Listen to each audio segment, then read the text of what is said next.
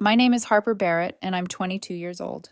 Growing up in the Barrett family was like living inside a group chat where every message was a roast and you were permanently muted.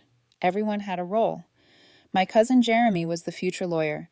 Taylor was the next big tech genius. And me? I was the background noise, the girl who fixed things when the AC rattled or the faucet dripped. Handy, they called me. In Barrett speak, that was code for not college material.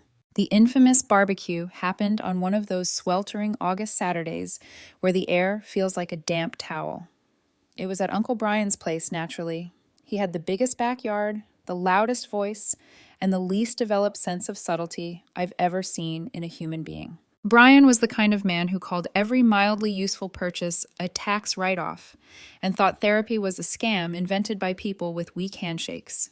He didn't believe in filters, only volume. That year, I was fresh out of trade school with a plumbing certification and a battered red pickup I'd bought with the money I saved installing toilets in rich people's houses. Not glamorous, but it paid better than any unpaid internship Jeremy had ever bragged about. The smell of grilled ribs and lighter fluid was thick in the air. Kids ran around with half-deflated water balloons. Someone's terrible playlist buzzed out of a Bluetooth speaker. I was standing off to the side, paper plate in hand, pretending potato salad counted as a personality. Everyone was gathered in a loose circle near the picnic table while Brian held court, spatula in hand like a microphone. He was telling some exaggerated story about how he negotiated a 20% discount on his neighbor's landscaping crew just by flexing my homeowner rank. Laughter, always laughter around Brian. Then Jeremy, Golden Boy himself, mentioned he was considering a semester off. Just one, he said, to explore some things. Which probably meant Burning Man, microdosing, or a stealth startup with no product. Brian burst out laughing. He pointed the spatula at Jeremy like it was a verdict, then swung it toward me. "You want to end up like Harper?" he barked. "Drop out and fix toilets for a living." The circle laughed, real, open-throated laughter. Even my dad chuckled, that awkward half-laugh he used when he knew something was wrong but didn't want to make it weird. That hurt more than Brian's words. My mom leaned toward me with a tight smile and whispered, "He's just teasing, sweetie." Like that made it better. Like teasing neatly wrapped up years of being the family's default cautionary tale. I stared at my plate. The potato salad suddenly looked disgusting. I set it down on the picnic table, my plastic fork making a tiny clack that nobody noticed. I didn't say anything. People think silence is weakness, especially in my family. If you didn't clap back, you couldn't take a joke.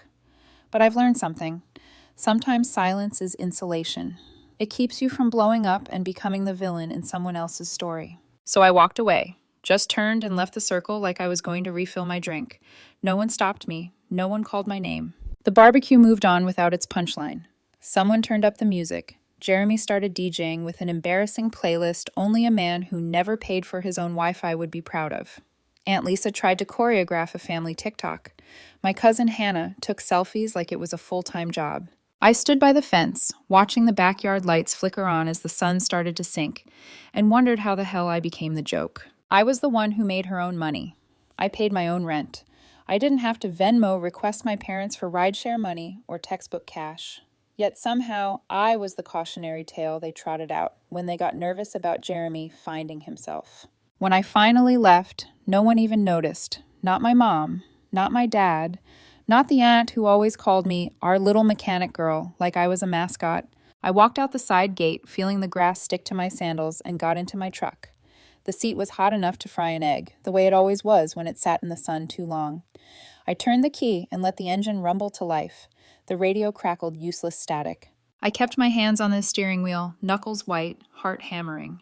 I thought maybe I'd cry. That would be cinematic, right? The overlooked daughter finally breaking down in the dark cab of her truck. I didn't cry. I just stared through the windshield at Uncle Brian's house, at the windows glowing warm and gold, and whispered, "Okay, then let's see where the dropout ends up." It wasn't a dramatic line, not some movie roar of defiance.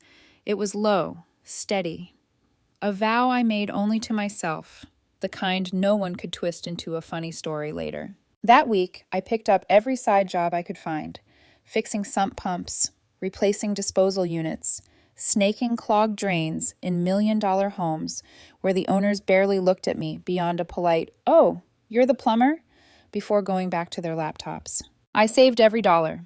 I made a spreadsheet on my beat-up laptop and labeled it Shut Them Up Fund. Every invoice, every cash payment, every job got logged. Not because I had some grand revenge plan with fireworks and speeches, but because I wanted proof that I could build a life without their approval. Proof that handy wasn't a consolation prize, it was leverage. By the time fall crept in and the air stopped feeling like soup, I had a rhythm. I woke up before the sun, checked the job board, made calls, hit the road. Hauling a tool bag up 2 flights of stairs to unclog a drain that smelled like death warmed over wasn't glamorous, but it was mine. I got faster, smarter, better at diagnosing problems before clients even finished their panicked explanations. Word started to spread. Turns out rich people talk a lot when their plumbing fails. I stopped being just Harper, the girl who fixes stuff. I started becoming Harper Barrett, the plumber who actually shows up. I even had simple business cards made, matte black, white letters. Barrett Plumbing, fixing what others mess up. My truck was my office, my break room, my therapy couch. A chipped coffee mug lived permanently in the cup holder, stained and unbothered. The money wasn't huge, but it was enough. I wasn't eating ramen every night, but I wasn't at steakhouses either. I learned to reinvest. New drill, better snaking gear, a cheap SEO package for my one-page site. And through all of it, I kept my mouth shut. No Instagram reels about girl in the trades. No inspirational Facebook posts. No mass text to the family saying, Barrett Plumbing is open for business. I didn't need them to clap. But one afternoon, halfway between jobs, my phone buzzed with a simple text from my dad. You doing okay? In my family, that was code. You doing okay? Meant. We heard something through the grapevine and we're trying to verify it without admitting we never asked before. I stared at it for a long time. I could picture the barbecue in my mind, the way he laughed along with Brian. I didn't reply, not because I hated him, not even because I was still fully mad, but because I wasn't ready to bring them into the life they'd already labeled a joke. The scar from that day didn't bleed anymore, but it still stung in the cold. In my head, I could still hear Brian's voice.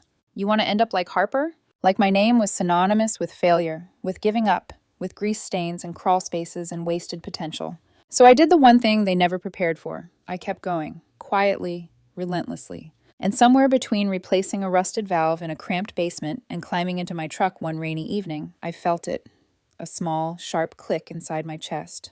The beginning of the tables turning. Not with a dramatic confrontation. With work. One pipe, one invoice, one long, silent, stubborn day at a time.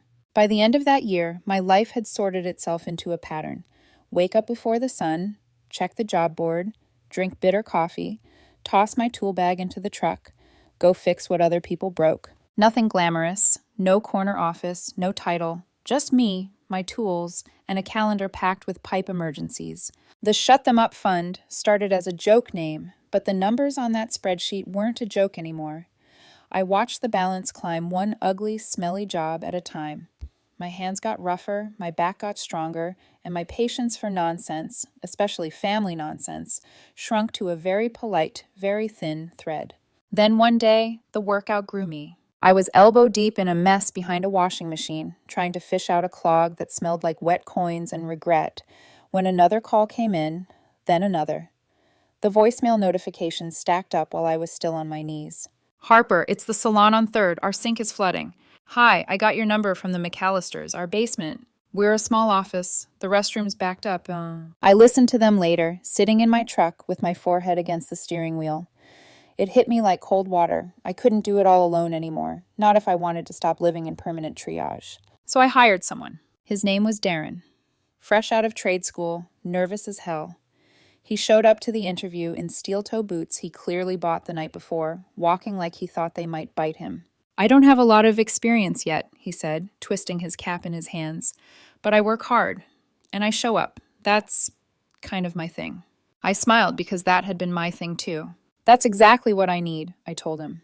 The first few weeks with Darren were clumsy. He dropped a wrench into a drain once and nearly cried. He panicked when a client raised her voice. He called me boss every 5 seconds. But he listened. He learned.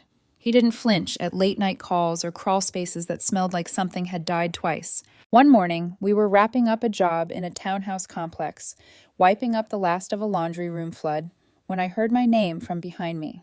Harper? I almost hit my head on the wall. I turned, and there, framed in the doorway like a LinkedIn ad, was Jeremy. Cuffed chinos, polished loafers, a Bluetooth headset clipped to his ear like it was still 2011. He looked exactly like a man who had never cleaned his own kitchen sponge. "Didn't know you worked out here," he said, glancing around the laundry room like it might be contagious. I straightened, pulled off my gloves, and nodded. "Just finished a job nearby. Client called in a panic. Drain line was shot." He gave me a tight, practiced smile. "Cool. You're really doing the small business thing, huh?" Like it was a phase. Like I'd eventually grow out of wrenches and into a cubicle. "Yeah," I said, keeping my face neutral. "Keeps me busy." He shrugged. "Hey, maybe if this startup I'm with takes off, we'll hire you. Big office, lots of bathrooms." He laughed. "Might need someone to fix them, right?" There it was. The same condescending chuckle from the barbecue, only sharper in person now, pressed into this shiny professional costume. This time I didn't walk away. I smiled instead, calm and steady. "That'd be great. Be sure to call early. I book fast." Jeremy blinked. He hadn't expected that. He opened his mouth, then closed it again. "Darren, grab the pump," I said, turning away. To the client, I handed my card. "If anything feels off, give me a call. You've got our number." We left without another word. But inside, I felt it again. That click. The tiniest shift in gravity. I wasn't chasing their respect anymore.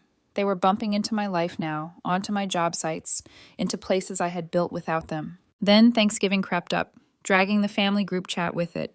Who's bringing what? Lisa's kids are gluten-free now. Brian's doing the turkey again. Then my mom. "Harper, can you bring paper towels or something?" The sacred honor of paper towels. In a family full of future lawyers and tech geniuses, my role remained assistant to the napkins. I hovered over the RSVP longer than I should have. Part of me wanted to skip. Just toss my phone aside, schedule jobs all day, let them eat dry turkey without my presence as background decoration. But then I thought of my mom, of the blurry sunrise photos she still sent every Monday with captions like, "New week, new strength." She didn't always defend me, but she hadn't abandoned me either. So I went. I parked my truck around the corner from my parents' house and carried in a giant pack of premium paper towels, the kind that could withstand a small flood. Somehow that felt appropriate. The second I stepped inside, childhood hit me in the face. Overcooked green beans, too much cinnamon in the apple pie, TV blaring football in the living room while someone argued about politics in the kitchen. I set the paper towels on the counter. No one looked up. At dinner, I sat halfway down the table between a crying toddler and a cousin scrolling on her phone. I was halfway through a dry dinner roll when Brian slid into the seat across from me with the subtlety of a freight train. "So, Harper," he said, spearing a piece of turkey, "still doing the toilet thing?" There it was. No context. No "how are you?" No congratulations. No nothing. I swallowed. "Yeah," I said, keeping my voice even. "Hired my first guy last month." Brian snorted. "Better hope they don't unionize. Then you'd have to call HR."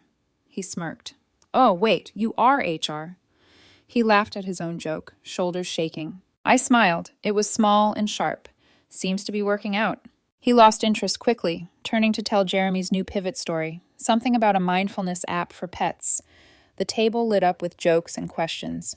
I faded back into my usual role, the person at the edge of the frame. At one point, I caught my dad watching me. Not mocking, just studying.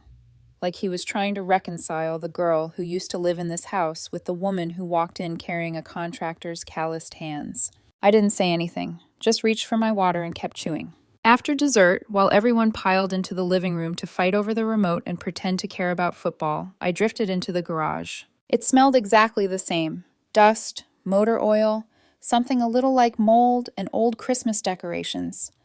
Bikes leaned against the walls. Boxes sagged on shelves. And in the corner, under a cobwebbed tarp, was something that punched me right in the chest. My high school toolbox. I'd saved up for it one summer working at a hardware store. I used to polish it, label every compartment, color code socket sizes.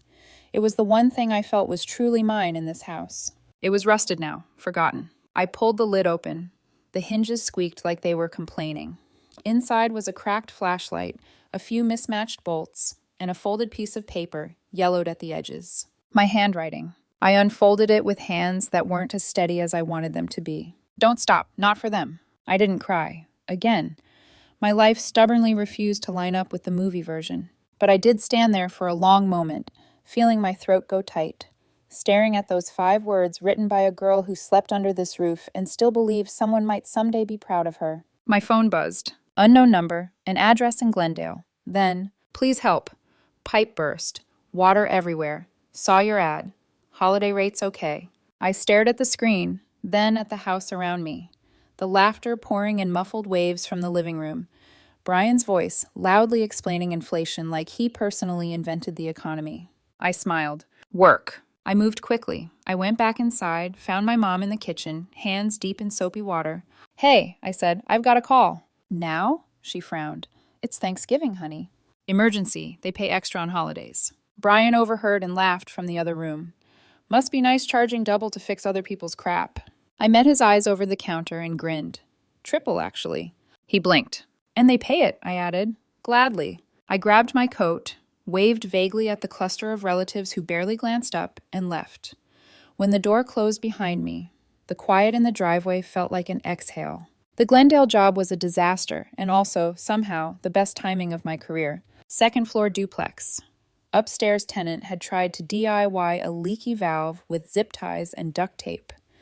By the time I got there, water was leaking through the downstairs ceiling, dripping from the light fixtures like a haunted house. They handed me cash without blinking. I worked straight through midnight, hands numb, clothes damp, legs aching.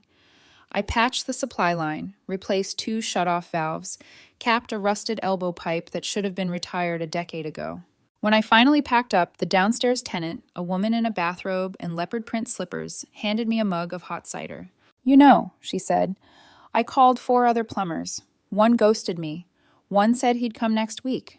You're the only one who showed up on a holiday, in the rain. I shrugged, sipping the cider. It tasted like cinnamon and victory. That's kind of my thing, I said. She raised an eyebrow. You got a card? My brother owns some rentals. He'll love you. I gave her 2. That alone would have been enough to justify walking out of my family's Thanksgiving. But life has a chilling sense of humor, because the very next afternoon, around 2 p.m., my phone rang again. No name, just a number. A voicemail followed. Hey, Harper, this is Brian. Listen, we've got, kind of a plumbing situation over here. It's bad. Real bad. There's water coming out of we don't actually know where it's coming from. Please give me a call. Soon. I listened to it twice. Uncle Brian, the man who turned my career into the punchline of a barbecue, now stammering into my voicemail about a situation.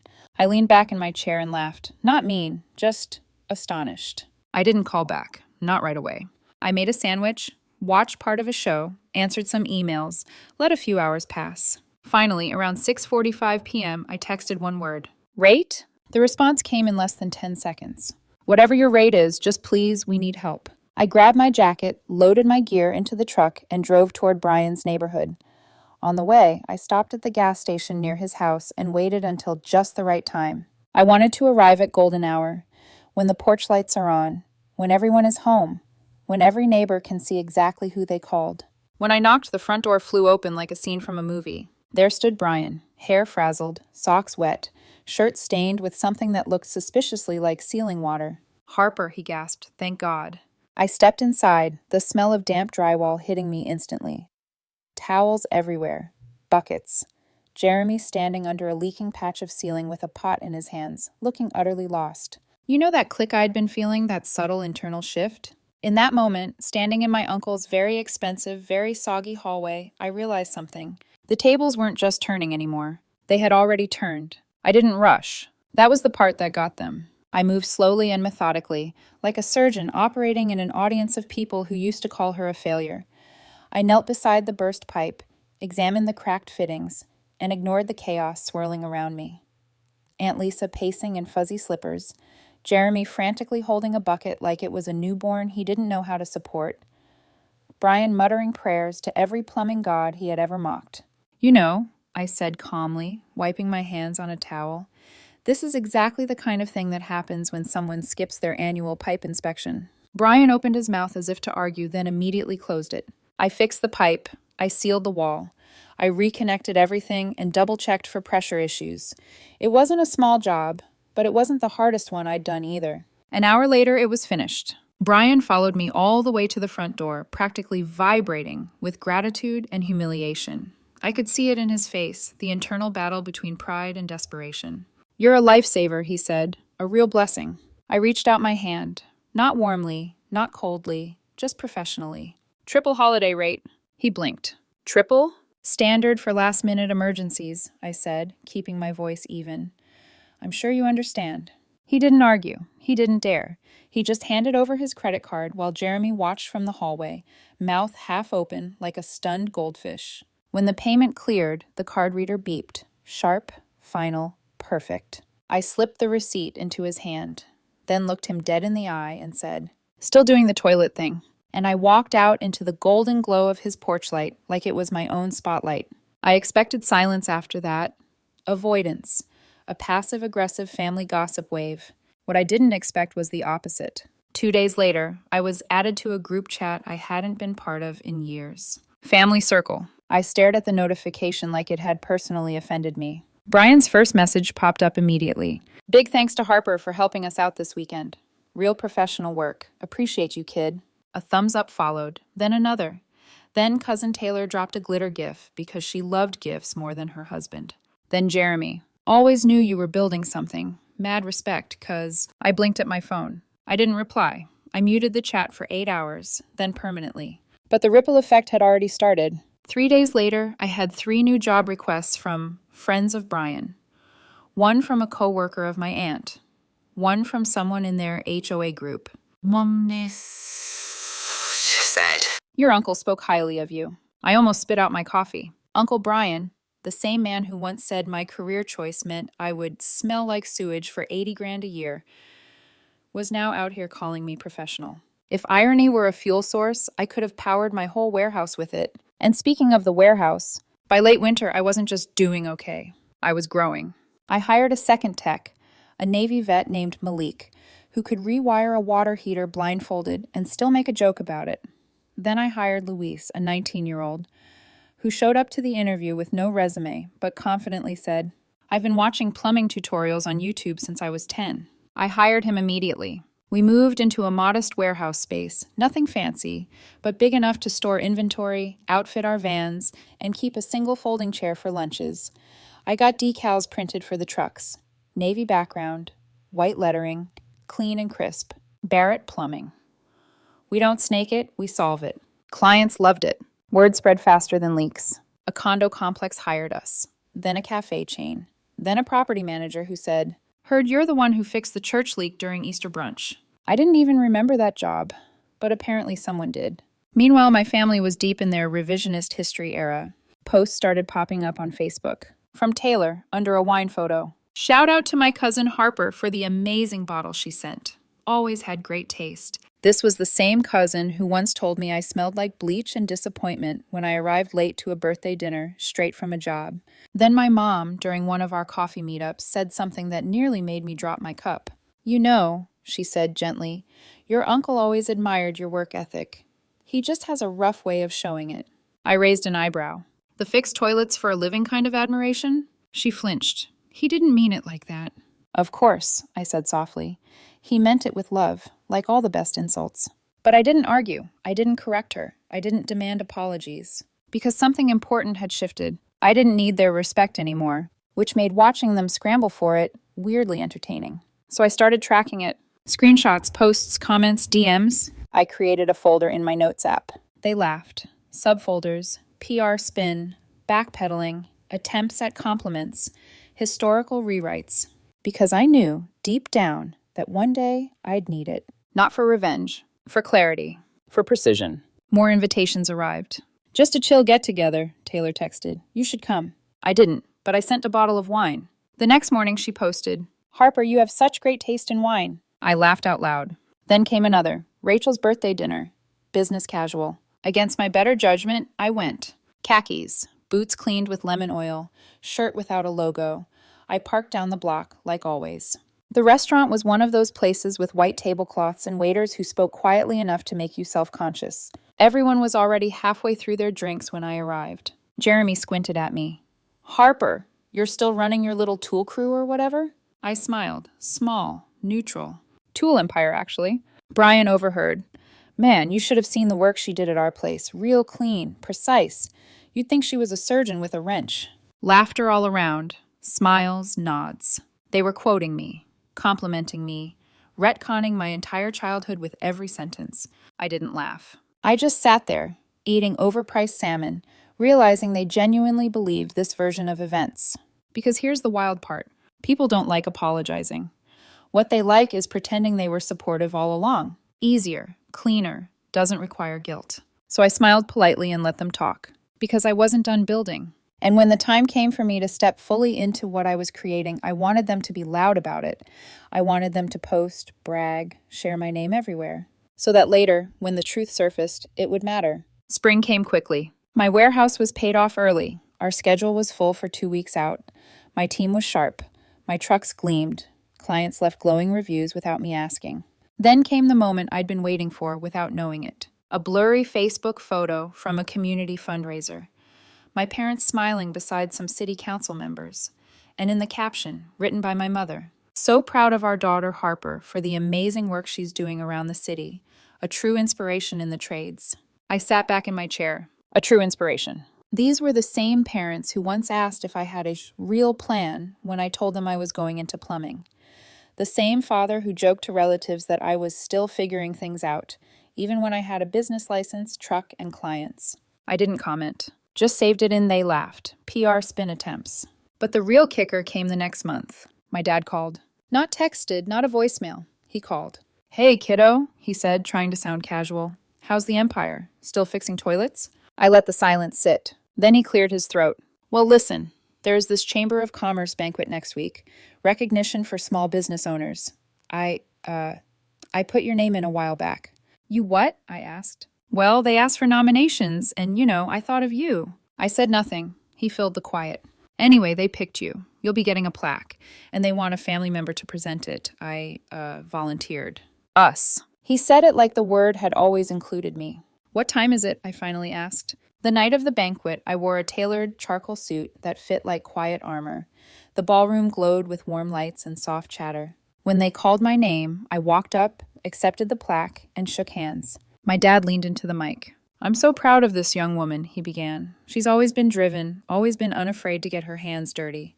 I stepped forward, gently taking the mic. "Thanks, Dad." I turned to the crowd. "I appreciate this honor," I said. "And I want to thank my team, the people who helped me grow from fixing leaks out of the back of a secondhand van to running a full operation." Polite claps. "But most of all," I continued, "I want to thank the people who didn't believe in me, the ones who joked, doubted, and laughed." Silence. Sharp. Clean. "You gave me something far better than support," I said softly. "You gave me drive." Someone in the back murmured, "Damn." I smiled. And turns out, fixing toilets isn't such a joke after all. Louder applause. My dad shifted uneasily beside me. I handed him the mic back. He didn't take it. The camera flashed. I held up the plaque. Another flash. I walked off stage. The next morning, I woke up to a text from Brian. "Hey, saw the video from the banquet. Real proud of you, kid. Been telling everyone you were always destined for big things." I stared at it, then typed, "Appreciate it. By the way, still having issues with that shower pressure?" He responded instantly. "Yeah, actually. It's driving us crazy. Any chance you could take a look?" I opened They Laughed, found every screenshot, every meme, every joke, every teasing comment, every moment he performed superiority, compiled it all into a PDF, titled it Appreciation Packet, Volume 1, and sent it. 10 minutes passed. No reply.